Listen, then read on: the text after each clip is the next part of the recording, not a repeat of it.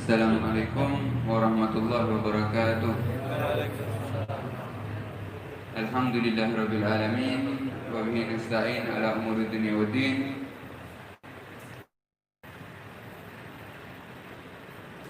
Alhamdulillahirabbil alamin wa bihi nasta'in ala umuri dunya waddin. Wa sallallahu wasallama ala sayyidina Muhammadin khatamin nabiyyin wa ala alihi wa sahbihi ajma'in. Rabbi shrah li sadri wa yassir li amri wa hlul 'uqdatam min lisani yafqahu qawli. Amma ba'du. Alhamdulillah, hadratul muhtaramin, para kiai, para asatidz, para ulama, para santri, para pengurus PCNU yang saya muliakan, baik yang hadir maupun yang menyaksikannya secara online.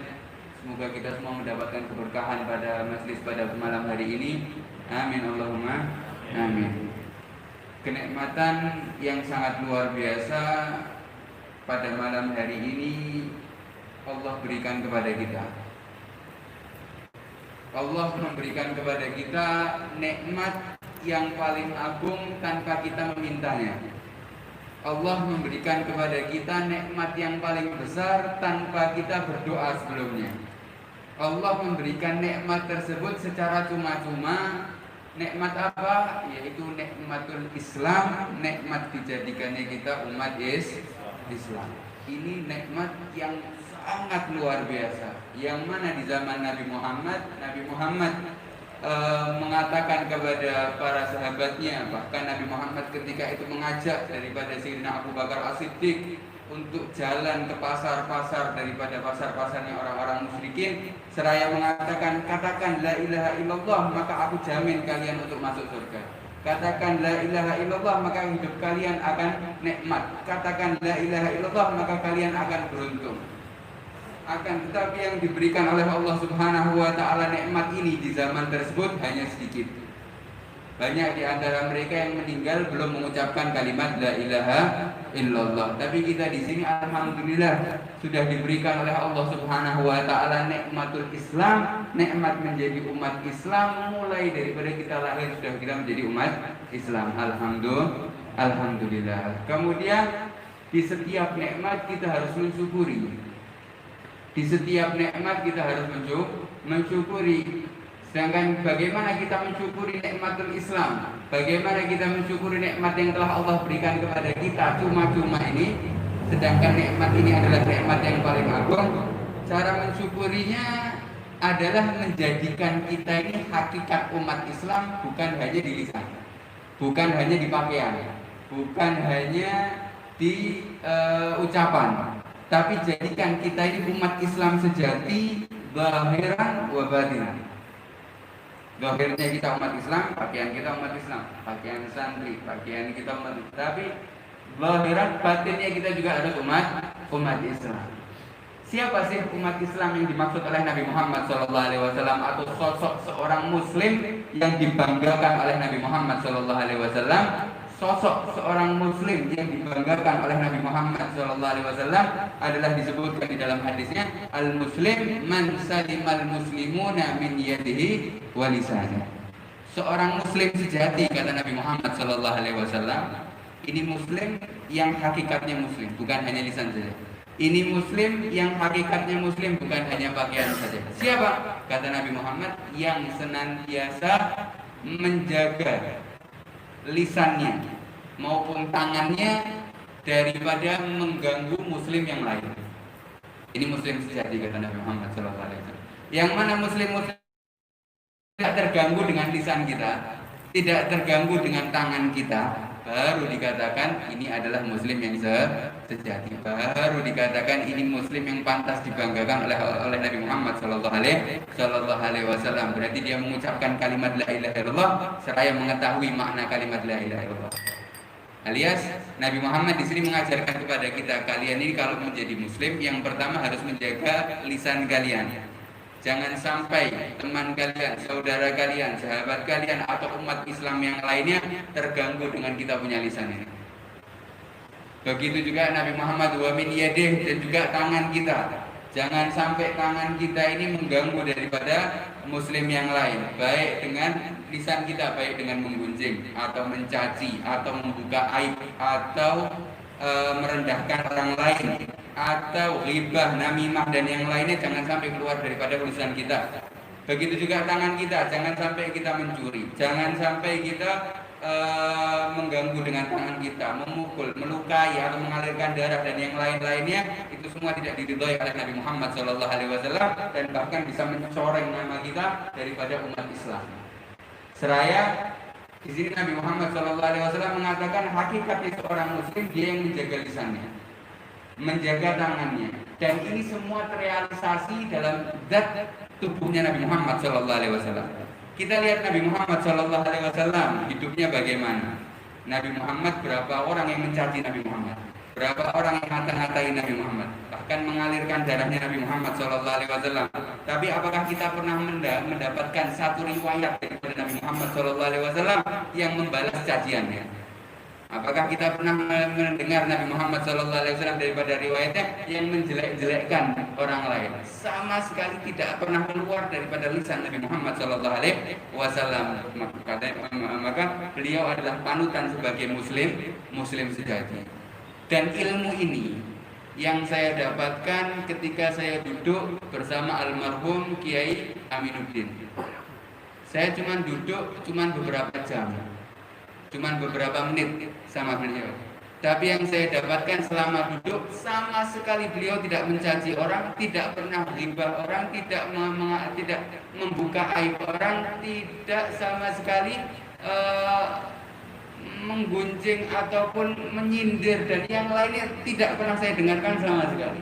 Dan itu jarang sekali saya dapatkan di orang-orang zaman sekarang. Yang mana sering saya duduk dengan si A, si B dan yang lainnya, pertama duduk langsung nyebut fulan bin fulan. Pertama duduk langsung nyebut si fulan dan fulan. Pertama duduk langsung menyebut si fulan dan fulan. Tapi ketika saya duduk sama beliau, tidak terdengar sedikit pun. Alias beliau telah menjadi orang-orang yang hakikatnya seorang muslim yang hakiki, muslim yang benar-benar diridhai oleh Nabi Muhammad SAW, yang menjaga lisannya dan menjaga tangannya daripada menggunjing orang lain. Begitu juga yang dibanggakan oleh Imam Ramli. Ketika ayah daripada Imam Ramli meninggal dunia, Imam Ramli mengatakan, ayahku ini adalah seseorang yang mana beliau telah disaksikan seperti hadis Nabi Muhammad SAW, muslim tidak pernah diganggu oleh lisannya dan juga tidak pernah diganggu oleh tangan beliau. Radhiyallahu anhu rahimahumullah. Mereka adalah para orang-orang yang saleh, para aulia, para ulama yang dekat kepada Allah Subhanahu wa taala. Ilmu ini ya, mungkin kita bisa dapatkan di kitab-kitab, tapi kita tidak kita dapatkan di kitab-kitab mungkin hanya sedikit. Tapi jika kita melihat langsung kepada orang zat yang memiliki sifat ini, ilmu ini, maka kita bisa mendapatkan roh ilmu tersebut. Kalau kita lihat kita hidup di zaman sekarang, ya kita ini atau umat zaman sekarang tidak haus dengan masjid. Masjid sudah banyak di mana-mana. Kita tidak haus dengan kitab banyak kita dapatkan di mana-mana. Percetakan banyak di mana-mana. Kita tidak haus dengan yang namanya orang alim banyak di mana-mana. Tapi yang haus kita orang umat zaman sekarang haus tentang sosok seorang manusia yang memiliki budi pekerti dan akhlak seperti Nabi Muhammad SAW, yang mana tidak pernah keluar daripada lisan dan tangannya menggunjing dan mengganggu orang lain. Orang-orang seperti ini yang jarang sekali, yang sedikit. Bahkan Rasulullah SAW juga pernah bersabda di dalam hadisnya, daripada tanda-tanda hari kiamat adalah banyak meninggalnya para ulama. Innallaha la yaqbidul ilma intiza'an yantazi'uhu minal ibad. Allah Subhanahu wa taala tidak mencabut ilmu langsung daripada hambanya tiba-tiba lupa. Ulama ulama yang dimaksudnya adalah orang-orang yang benar-benar takut kepada Allah Subhanahu wa taala, yang tampak dalam wajahnya sifat tawadhu, tampak di dalam wajahnya sifat mahabbah, tampak di dalam wajahnya sifat khusyuk, tampak di dalam wajahnya sifat ar-rahmah dan yang lainnya. Dan alhamdulillah kita sempat duduk sama almarhum daripada Kiai Haji Aminuddin, tampak di dalam wajahnya tawadhu. Kalau kita lihat duduk sama saya waktu itu di rumah bersama Kiai, bersama siapa? Ustaz Musta'in, kita duduk sama beliau di rumahnya ya, ketika itu saya duduk belum tidak pernah ketemu sebelumnya, alias kita baru berkenalan ketika itu satu kali. Tapi beliau menyambut saya dengan ramah, dengan sopan, dengan luar biasa. Bahkan kalau saya mengetahui beliau adalah orang yang alim, beliau adalah kiai, sebenarnya tidak pantas saya diperlakukan seperti itu oleh seorang kiai yang besar atau orang alim atau orang-orang soleh. Tapi beliau tawadhu dan duduk, bahkan setelah dijelaskan oleh sama Gus Mustain mengatakan bahwasanya beliau ini kalau sama habaib luar biasa, atau beliau ketika bermuamalah dengan habaib selalu mendahulukan dari yang lainnya.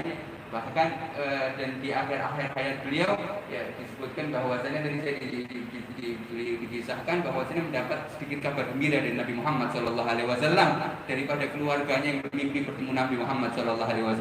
Saya ketika mendengarkan kabar tersebut saya tidak kaget, saya tidak takjub, karena memang pantas seorang yang ihtimam, seseorang yang yang perhatian dengan zuriyah Nabi Muhammad SAW, pasti kakeknya juga akan lebih perhatian kepada orang tersebut dan akan memuliakan orang tersebut zahiran wa batinan, akan memuliakan orang tersebut baik ahya'an wa amwatan, hidup atau meninggal dunia. Ini sedikit yang bisa kita sampaikan, yang bisa saya ambil daripada kisah hidup beliau. Walaupun saya hanya duduk sedikit sebentar, tapi saya mendapatkan ilmu yang sangat luar biasa. Semoga Allah Subhanahu wa ta'ala memperbanyak orang-orang seperti beliau.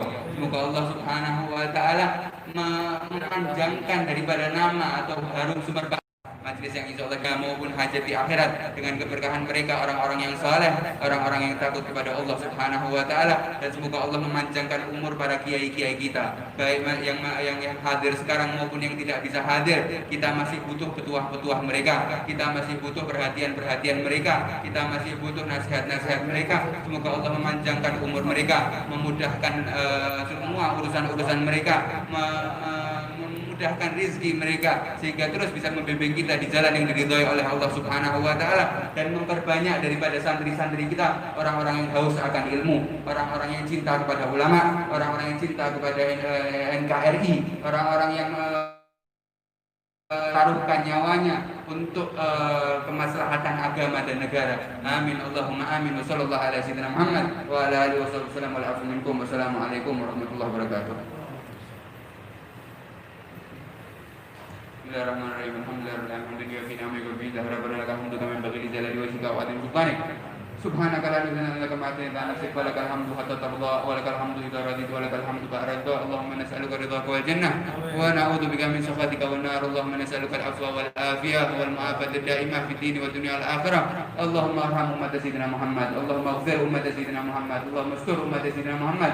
Allahumma afina wa tufina wa ihfadna wa ansurna wa farij anna wal muslimin. Allahumma askina al-ghaitha wa rahmata wa la taj'alna min al-qanitin. Allahumma kfina wa iyahum syarra masa'ib ad-dunya wa din. Allahumma aslihna wa aslih man fi salal islam wal muslimin. Allahumma la tuhlikna wa ajil bi halaki man fi halaki salal islam wal muslimin. Allahumma arfa' 'anil muslimin al-adha wal ghala wal bala wal jur wal fitan wal mihan ma dhahara minha wa ma batan, wa amin jami'al muslimin wa awtanahum ولا سيما بلاد إندونيسيا خاصة وسائر بلاد المسلمين عامة. اللهم إنا نسألك من خير ما سألك منه عبدك ونبيك محمد صلى الله عليه وسلم ونعوذ بك من شر ما استعاذك منه عبدك ونبيك محمد صلى الله عليه وسلم وأنت المستعان وعليك البلاغ ولا حول ولا قوة إلا بالله العظيم.